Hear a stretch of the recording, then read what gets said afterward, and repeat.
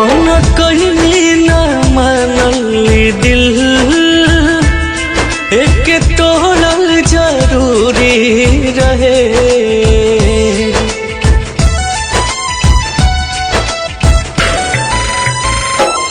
मन कहीं न मानली दिल एक तोड़ल जरूरी रहे। छछने ला परन बताबो ये जान, छछने ला परन बताबो ये जान, तुहर काम मजबूरी रहे। मन कहीं न मानली दिल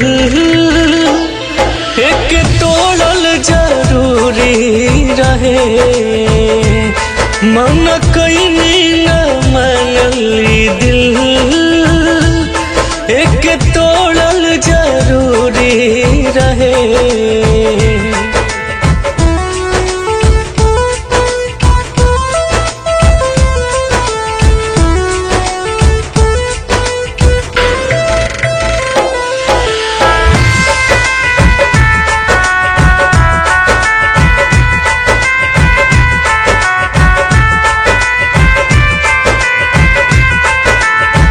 एक ही सुरतिया दिनों रतिया अखिया के सोझा रहेला।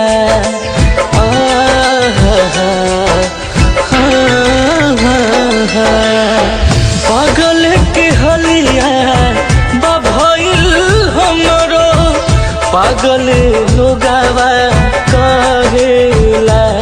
कैली हनी हम रहे दिलवा लाचार, कैली हनी हम तार रहे दिलवा लाचार।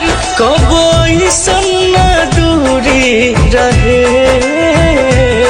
मन कैली न मानली दिल एक तोड़ल जरूरी रहे। मन कैली न मानली दिल एक तोड़ल जरूरी रहे।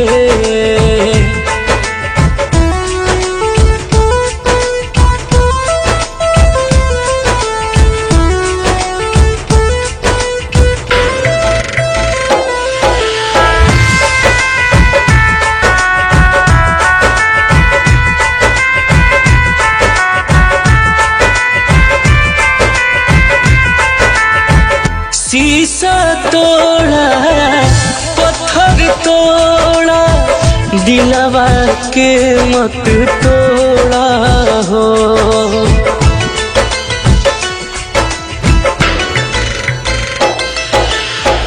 शीशा तोड़ा पत्थर तोड़ा दिलवा के मत तोड़ा हो। बिन मुना के बुरा कके चल गइलू दूरा, बिन मुना के बुरा कके चल गइलू दूरा। ई कहानी अधूरी रहे। मन कहीं न मानली दिल एक तोड़ल जरूरी रहे। मन कहीं न मानली दिल एक तोड़ल जरूरी रहे।